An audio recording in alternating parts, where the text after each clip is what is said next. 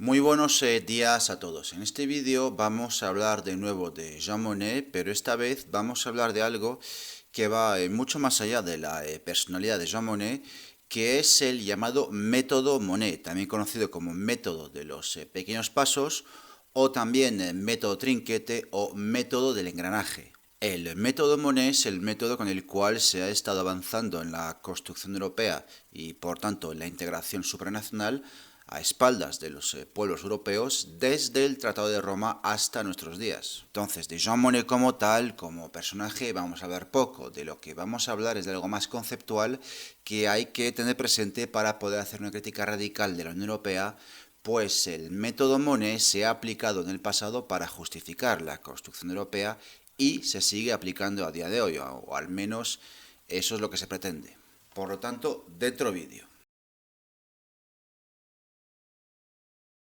El método Monnet consiste simplemente en utilizar las conquistas de la construcción europea, supuestas o reales, como pretexto, excusa o justificación para pedir nuevos avances en la integración europea, es decir, en el camino hacia la construcción de una Europa federal. Una vez que se han conseguido estos nuevos avances, estos son luego reutilizados de la misma manera y el proceso es así repetido de manera indefinida. Es decir, para explicarlo de forma esquemática, el método Monnet se podría explicar así. Estamos en el punto A y para resolver nuestros problemas debemos llegar al punto B. Una vez que hemos llegado al punto B, se dice, B supone un gran avance, pero sigue habiendo problemas. Luego, para que B funcione del todo, es preciso ir hacia el punto C. Para que C funcione del todo, hace falta ir hacia el punto D. Para que D funcione, hace falta ir hacia el punto E, etcétera, etcétera, etcétera. Esto es lo que explicaba el ministro francés de Información, Alain Peyrefitte, en una conversación con el presidente Charles de Gaulle en julio de 1960. En aquella conversación, el presidente Charles de Gaulle le señalaba que, tras el fracaso de la Comunidad Europea de Defensa en 1954, los inspiradores de la misma, es decir, los europeístas, no habían renunciado a su objetivo de constituir unos Estados Unidos de Europa con un supergobierno federal compuesto de comisiones, a lo cual Perfit le contestaba lo siguiente. Es el sistema Monnet. Consiste precisamente en crear situaciones de las que no se puede salir más que aumentando la dosis de supranacionalidad. Cada nueva dificultad nos arrastra un engranaje que empuja un poco más hacia el Estado federal y despoja un poco más a los gobiernos nacionales. Es más, si queréis una explicación con ejemplos concretos de cómo se ejecuta este esquema de parte de un miembro del establishment europeísta, vamos a citar a Jacques Attali. Jacques Attali es algo así como una especie de Klaus Schwab francés que, entre otras cosas, fue asesor del presidente Mitterrand, fue presidente del Banco Europeo para la Reconstrucción y el Desarrollo, fue también uno de los redactores del Tratado de Maastricht y es una persona que dice abiertamente que sueña con un gobierno mundial con capital en Jerusalén. Même si on peut imaginer, rêver d'un Jérusalem devenant capitale de la planète qui sera un jour unifié autour d'un gouvernement mondial. C'est un joli lieu pour un gouvernement mondial. Bien, pues en un debate televisivo en el año 2012, Attali explicó perfectamente cómo se articula este engranaje para ir avanzando pasito a pasito de forma irreversible hacia una Europa federal. Teníamos un mercado común. Este mercado común no se sostendría si no creábamos simultáneamente un mercado único, que armonizara las normas. Creamos el mercado único. Este mercado único no se sostendría mientras hubiera devaluaciones competitivas. Así que creamos la moneda única, que es una consecuencia lógica del mercado común. Y ya lo sabíamos en aquella época, la moneda única no se sostendría sin federalismo.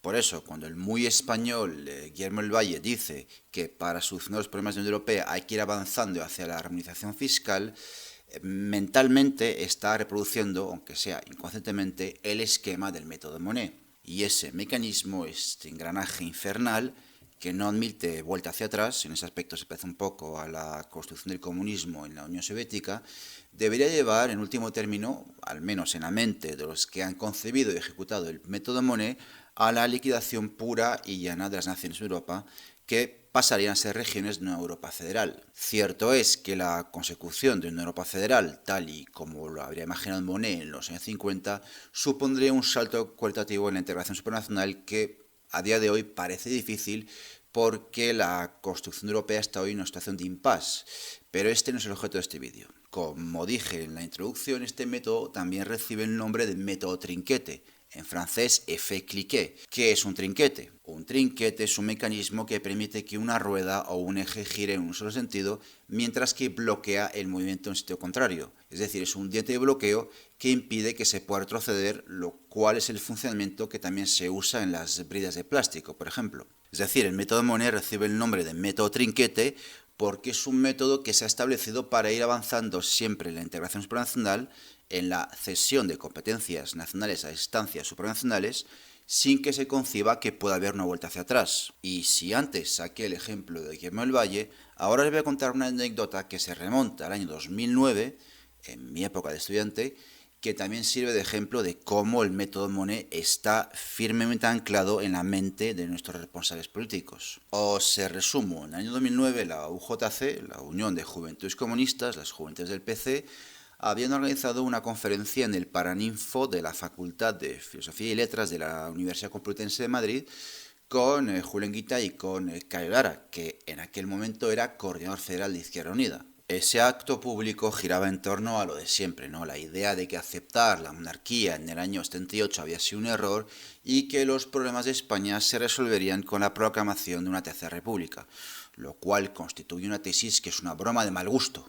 Pero resulta que yo, en aquella época, yo estaba en esa onda, ¿no? Porque yo era militante del PCML, el Partido Comunista de España marxista-leninista, liderado en aquel entonces por Raúl Marco, la antigua pareja de Elena Odena, presuntamente, y de hecho el negocio político de esta gente consistía en presumir que eran más republicanos que nadie, ¿no? Sobre esto no me quiero extender mucho, pero lo que quería mencionar para deciros que yo mismo en aquella época pensaba así, es decir, el gran problema de España es la monarquía borbónica, y no me daba cuenta realmente de lo que era la Unión Europea y de lo que implicaba la pertenencia de España a la Unión Europea. Pero aún así recuerdo una frase pronunciada por Cayo Lara que yo no olvidaré jamás, porque a mí en el momento de oírla me chirrió bastante e incluso me quedé como, pero ¿he oído bien lo que acaba de decir? Cayo Lara dijo, y os lo juro que lo dijo así, y además nadie se rasgó las vestiduras por ello, dijo que los problemas de España se resolverían con más Europa. Claro, esto era en el año 2009, 30 años después de las primeras elecciones europeas en España, e Izquierda Unida seguía diciendo, de hecho lo sigue diciendo a día de hoy, que otra Europa es posible. Cuando Cayo Lara dice que hace falta más Europa, puede parecer una estupidez, puede parecer ingenuo, pero esto no es más que el resultado de décadas de implantación mental del método Monet en su más pura esencia. Hemos visto antes que el método Monet recibe muchos nombres.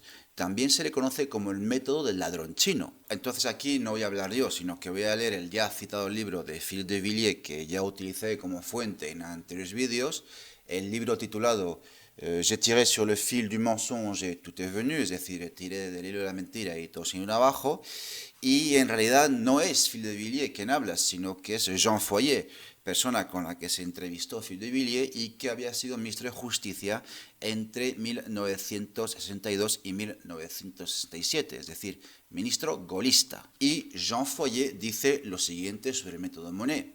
El método Monet es el del ladrón chino. Para apoderarse de un valioso jarrón colocado en el centro de un gran mostrador, el ladrón chino viene cada día a moverlo 1 centímetro hasta que quede en el borde y fuera de la vista del comerciante.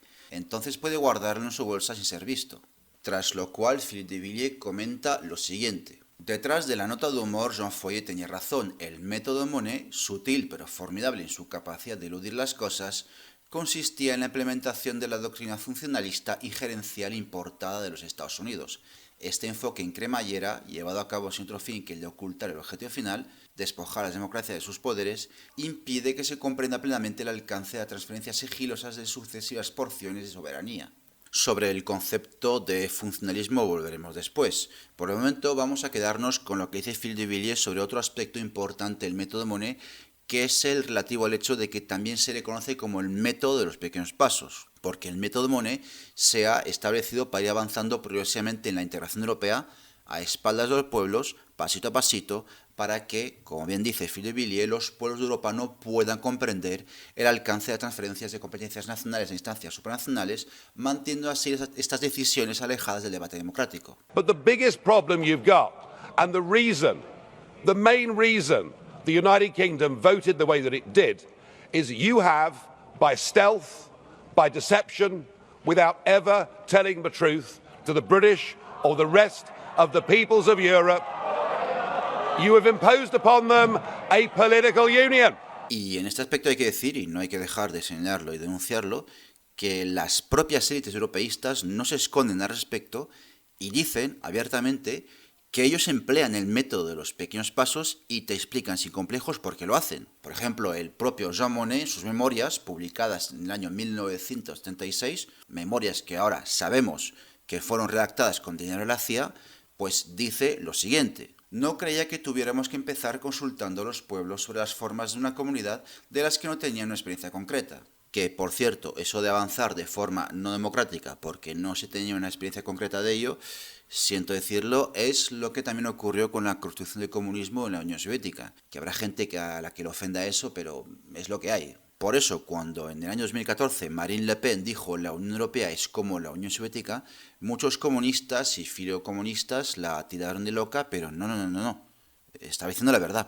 Después, Jacques Delors, que fue presidente de la Comisión Europea entre 1985 y 1995, dijo, también en sus memorias, publicadas en el año 2004, lo siguiente: sin obtener siempre el consentimiento previo del pueblo, la estrategia equivalía a demostrar la existencia del movimiento mediante la marcha. Demostrar la existencia del movimiento mediante la marcha hacia adelante, nunca hacia atrás, es decir, una estrategia de los hechos consumados como el mecanismo de un trinquete. Esto recuerda un poco, volviendo al ejemplo de la Unión Soviética, el proceso hegeliano que debía conducir hacia el horizonte del final del comunismo sin que se supiera exactamente en qué momento se iba a pasar del socialismo al comunismo, para los que tengan un poco de cultura marxista. Por su parte, el antiguo presidente del Banco Central Europeo, Mario Draghi, en un discurso pronunciado en 2017 después de que le entregaran la medalla de oro de la Fundación Jean Monnet, dejó clara su intención de seguir aplicando el método de Jean Monnet con las siguientes palabras: si persisten dudas sobre la capacidad de la Unión para alcanzar sus objetivos, lo primero que debemos hacer es completar los proyectos que emprendemos. Pero esto requiere, como siempre subrayó Jean Monnet, una visión clara de la dirección del proyecto europeo, del objetivo final del proceso de integración. En resumen, para evitar quedar confinados en casas en medio de construir, necesitamos los planos definitivos. Es por eso que algunos también han denominado al método Monnet como el método de los hechos consumados supranacionales, que ha permitido ir edificando las instituciones europeas, que a su vez han permitido que toda una serie de competencias estratégicas se hayan ido emancipando de manera irreversible de los estados y, por lo tanto, de las democracias. Porque vamos a hablar claro, y creo que esto no se dice lo suficiente, la supresión de las soberanías nacionales es pura y llanamente la supresión de la democracia. El politólogo y profesor universitario Arnaud Benedetti dice de manera muy justa: la expansión del ámbito supranacional va inevitablemente acompañada de una contracción del ámbito democrático. Esta cesión de competencias a instancias supranacionales tiene mucho que ver con lo que se ha dado a conocer como funcionalismo, que es, por así decirlo, la idea de que determinadas funciones del Estado deben ser transferidas a órganos supranacionales compuestos por tecnócratas no electos, bajo el supuesto de que ello daría lugar a una gestión más eficiente de lo que concierne al funcionamiento de un Estado. En definitiva, se trata de despolitizar la toma de decisiones, alejándola de los representantes democráticamente elegidos, e importar una concepción de la política de inspiración estadounidense, según la cual la gestión de los estados apenas se distingue de la gestión de empresas privadas. Según Philippe de Villiers, que en su libro cita al propio Jean Monnet, Jean Monnet cree poder hacer soportable para los estados la cesión de su soberanía mediante una progresividad casi imperceptible de estas transferencias de competencias. Esto es lo que se llama el funcionalismo. Él lo admite sin rodeos: la soberanía nacional deberá ser atacada valientemente, pero primero en un frente más reducido. Según la teoría funcionalista que proviene de los Estados Unidos, la mayoría de las cuestiones requieren respuestas técnicas. En nombre de valores considerados universales, esta teoría propone la agrupación de estados no mediante la cooperación, sino mediante una integración establecida sobre bases funcionales y tecnocráticas. De ahí la creación de instituciones especializadas que ejercerán competencias inicialmente limitadas y llamadas a extenderse poco a poco a otros ámbitos por efecto de desbordamiento y sin posibilidad de retorno. Por ejemplo, en un artículo titulado Esplendor y miseria del neofuncionalismo, el doctor en ciencias políticas Nicolas Leroux, que es un europeísta convencido y que por tanto lamenta el voto a favor del Brexit, dice lo siguiente respecto de lo que llama neofuncionalismo, que para el caso que nos ocupa es lo mismo que el funcionalismo. La idea de que Europa es nuestro bien común, aunque frágil e imperfecto, sigue viva. Pero ocurrió el Brexit. Lo que antes parecía impensable se volvió de pronto posible a la luz de este precedente. Se impone entonces una constatación: el método de los pequeños pasos, el célebre método Monnet, que fue el golpe genial de los inicios de la Constitución Europea, se ha transformado en un callejón sin salida. El neofuncionalismo fue durante mucho tiempo la teoría dominante para explicar el fenómeno de la integración europea, siendo además el método y la estrategia de los padres fundadores de Europa. La creación de solidaridades de hecho en materia de acero y carbón, tal como lo prevé la Declaración Schuman de 1950, refleja la lógica interna de la teoría neofuncionalista. Según esta, el motor de la integración europea tiene algo de mecánico, es decir, escapa en parte al control de los gobiernos nacionales, a pesar de ser estos los redactores de los tratados. El neofuncionalismo remite en efecto a la idea de una dinámica autónoma que surge de la nueva configuración de la estructura de oportunidades ofrecida por la Unión Europea. Una vez instituidos los tratados europeos, actores no gubernamentales como las instituciones europeas o las jurisdicciones nacionales principalmente, pero también actores no estatales como las multinacionales, los grupos de presión o los militantes de la Constitución Europea, encuentran en el derecho de la Unión Europea y más ampliamente en el sistema institucional europeo nuevos instrumentos para llevar a cabo sus propios objetivos. Al seguir el juego de sus propios intereses, contribuyen al mismo tiempo al avance de la integración europea. Al recurrir al derecho de la Unión Europea con fines estratégicos particulares, ofrecen a su vez al Tribunal de Justicia de la Unión Europea la oportunidad de desarrollar y consolidar este derecho en coordinación con la Comisión Europea.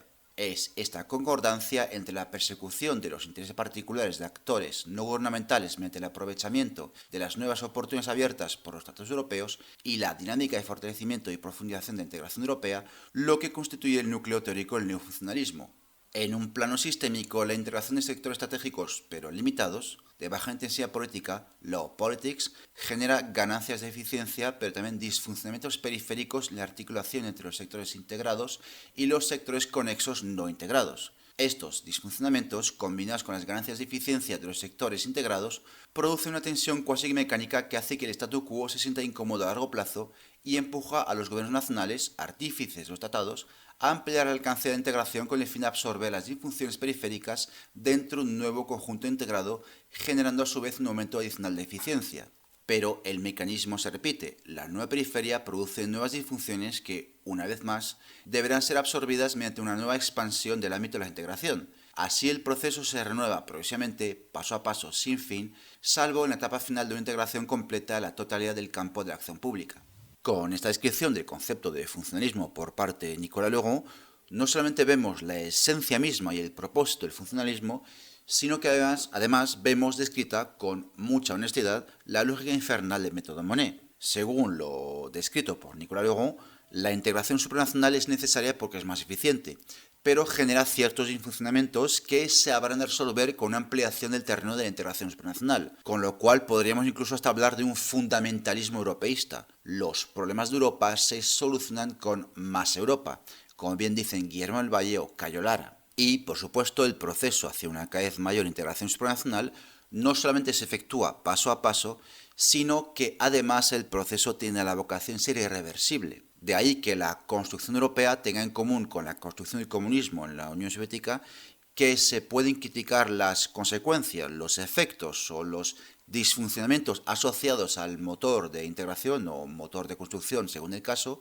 pero no se puede cuestionar el dogma de base que es el propio motor de integración. Lo cual es, por cierto, lo que se atrevieron a hacer los británicos con el Brexit. Brexit que finalmente pudo llevarse a cabo porque existe en el Tratado de Lisboa una disposición legal para salir de la Unión Europea, que es el artículo 50, de ahí el título de este canal de YouTube. Pero no por ello en las mentes de las élites europeístas el proceso deja de tener un carácter de irreversibilidad para los países que siguen permaneciendo en la Unión Europea. El ya citado Jacques Attali lo dejó muy claro en el año 2011 durante un simposio sobre el futuro de Europa organizado por la ex candidata socialista a las elecciones presidenciales de Francia, Ségolène Royal. Nos comprometimos seriamente a hacer que salir del Tratado de Maastricht no fuera posible. Olvidamos cuidadosamente redactar el artículo que permite salir. Quizá no sea muy democrático, obviamente, pero era una gran garantía para dificultar las cosas y obligarnos a avanzar. Una vez más vemos el concepto de ir avanzando de forma irremediable hacia adelante a través de los hechos consumados,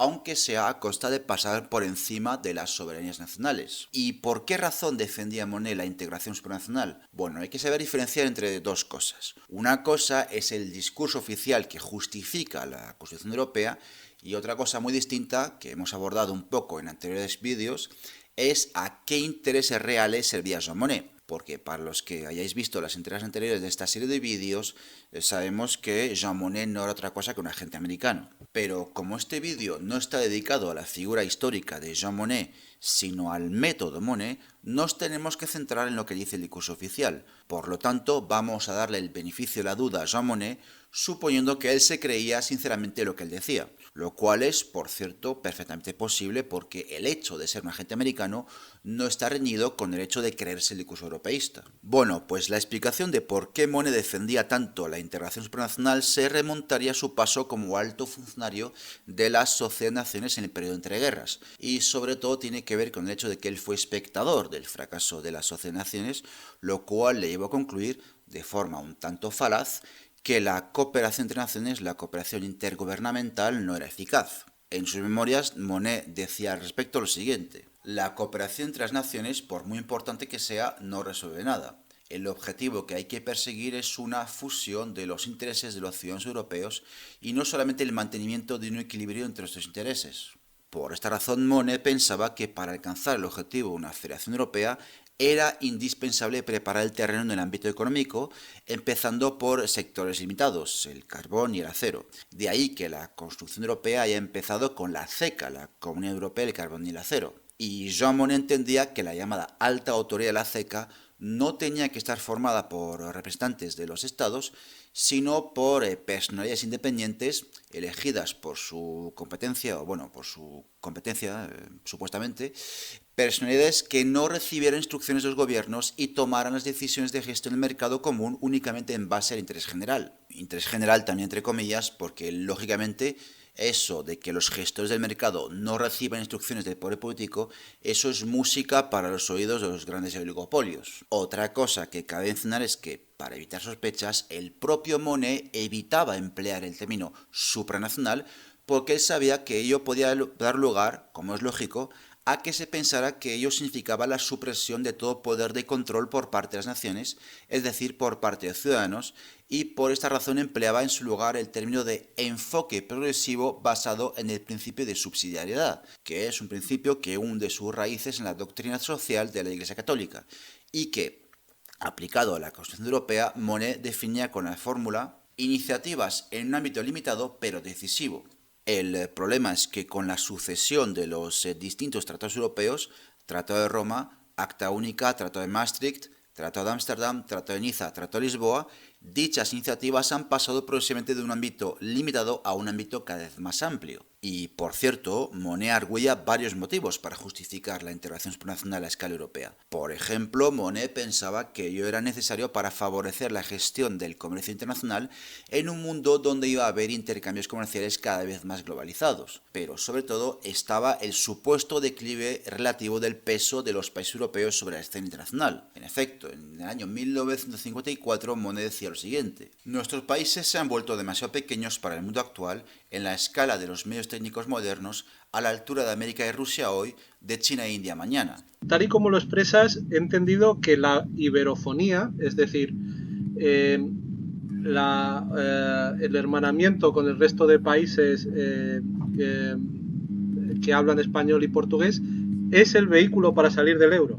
Sí, porque nosotros solos no podemos. Y es por los efectos de la puesta en aplicación de este método Monnet que tenemos hoy en día una izquierda, y no solamente la izquierda, hay que decirlo, completamente impotente en un país que tiene niveles de paro propios de un Estado fallido, porque sus representantes oficiales, se llamen Pablo Iglesias, se llamen Yolanda Díaz, se llamen Alberto Garzón, o incluso cualquiera que les haya precedido antes, encuentran todos en Europa la excusa perfecta para evitar asumir su responsabilidad de cambiar las cosas. Y es que, como decía la política gaullista Marie-France Garot, consejera del presidente francés Georges Pompidou y fundadora junto con Jacques Chirac del RPR, la Agrupación por la República, cuando todavía era un partido gaullista, se ha rehusado ver el borrado del poder para no tener la carga de restaurarlo.